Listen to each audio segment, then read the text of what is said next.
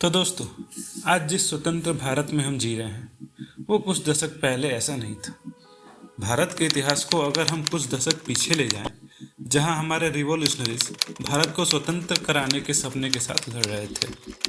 बंगाल से शुरू होने वाली स्वतंत्रता की लड़ाई ने देखते देखते पूरे भारत में स्वतंत्रता की आग लगाई, जिसमें अनगिनत लोगों ने अपनी भूमिका निभाते हुए भारत के लिए अपनी जान गंवाए और अमर हुए। और इस स्वतंत्रता की आग में ब्रिटिश राज जल के राख हो गई। 1947 में मिली भारत को स्वतंत्रता पूर्ण स्वतंत्रता नहीं थी और भारत अगले 3 साल तक डोमिनियन स्टेटस बन के रहा। इंडिया की तरह ही विश्व में ऐसे बहुत से कंट्रीज थे जो डोमिनियन स्टेटस बन के रहे, वो भी ब्रिटिश एम्पायर के अंडर, जिसमें से कुछ अपने आप को पूरी तरीके से स्वतंत्र करा पाए तो कुछ नहीं। अब सबसे बड़ा सवाल ये उठता है कि डोमिनियन स्टेटस का मतलब क्या होता है। तो डोमिनियन स्टेटस का मतलब ये होता है कि किसी भी कंट्री और स्टेट के आंतरिक मामलों से ब्रिटिश एम्पायर का कोई लेना देना नहीं होगा, जबकि उस पर केवल उस देश के लोगों का ही अधिकार रहेगा। नाम के लिए ही उस देश पर अभी भी ब्रिटिश एम्पायर का ही नाम होगा और उसी का कोई मेंबर पूरे देश का हेड बनेगा। थोड़े और आसान शब्दों में कहूँ तो अगर कोई कंट्री डोमिनियन स्टेटस है तो ब्रिटिश एम्पायर का ही मेंबर उस देश का हेड होगा, बट उसका उस देश के आंतरिक मामलों में कोई योगदान नहीं होगा, चाहे वो कार्यपालिका से जुड़ा हो, न्यायपालिका से जुड़ा हो या फिर विधायिका से जुड़ा हो। दूसरा सबसे बड़ा सवाल ये उठता है कि वो कौन सी कंट्रीज थी जो डोमिनियन स्टेटस बनी ब्रिटिश एम्पायर के अंदर।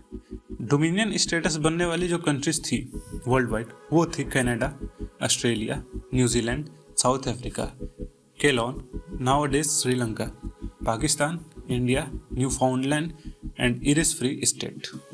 सबसे पहली बात कर लेते हैं भारत के बारे में। 1947 में इंडियन इंडिपेंडेंट एक्ट के साथ ही ब्रिटिश सरकार ने भारत को डोमिनियन स्टेटस के तौर पर स्वतंत्र किया। 3 साल तक डोमिनियन स्टेटस रहा भारत फाइनली 1950 में कॉन्स्टिट्यूशन के आने के बाद पूरी तरीके से स्वतंत्र इकाई बना। उस 3 साल तक जॉर्ज 6 भारत के मोनार्क रहे। दूसरे नंबर पर बात कर लेते हैं केलोन, नाउअडेज श्रीलंका। 1948 से 1972 तक लगभग 33 साल तक श्रीलंका डोमिनियन स्टेटस बन के रहा और 1972 में कॉमनवेल्थ के अंतर्गत स्वतंत्र हुआ। श्रीलंका के मोनार्क बने जॉर्ज 6 1952 तक और एलिजाबेथ II टिल 1972 तक। 1972 में कॉन्स्टिट्यूशन के साथ ही श्रीलंका कॉमनवेल्थ फेयर के अंतर्गत स्वतंत्र हुआ। तीसरे नंबर पर बात कर लेते हैं पड़ोसी देश पाकिस्तान के बारे में। 1947 से 1956 तक पाकिस्तान डोमिनियन स्टेटस रहा और 1956 में कॉन्स्टिट्यूशन के साथ ही इसने इस्लामिक रिपब्लिक ऑफ पाकिस्तान के नाम के साथ स्वतंत्रता प्राप्त की। इसी तरह बहुत से देश थे, जैसे साउथ अफ्रीका फ्रॉम 1910 टू 1961, ये भी डोमिनियन स्टेटस में रहा एंड 1961 में कॉन्स्टिट्यूशन के साथ इसने भी अपने आप को इंडिपेंडेंट करा लिया।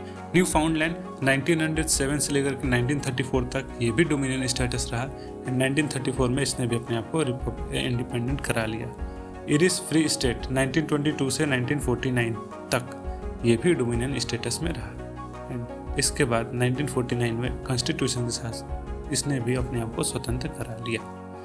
कुछ और भी देश थे जैसे कनाडा, जो कि 1867 में डोमिनियन स्टेटस बना, ऑस्ट्रेलिया जो कि 1901 में डोमिनियन स्टेटस बना एंड न्यूजीलैंड जो कि 1907 में डोमिनियन स्टेटस बना, पर वो पूरी तरीके से स्वतंत्र नहीं हो पाए। वो आज भी कॉमनवेल्थ फेयर रियल्म के पार्ट हैं एंड कॉमनवेल्थ ऑफ नेशन के मेंबर भी हैं।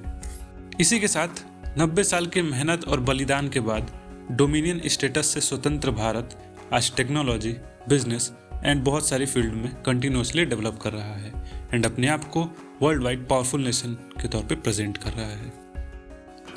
वीडियो खत्म होती है यहीं पे। अगर आपको ये वीडियो थोड़ी सी भी इन्फॉर्मेटिव लगी हो इस वीडियो को लाइक करें एंड इट्स धुनी वाईटी चैनल को सब्सक्राइब भी करें एंड बेल आइकन को जरूर दबा दें ताकि आगे आने वाली हमारी नेक्स्ट वीडियो की नोटिफिकेशन आपको मिलती रहे। मिलते हैं आपसे नेक्स्ट वीडियो में।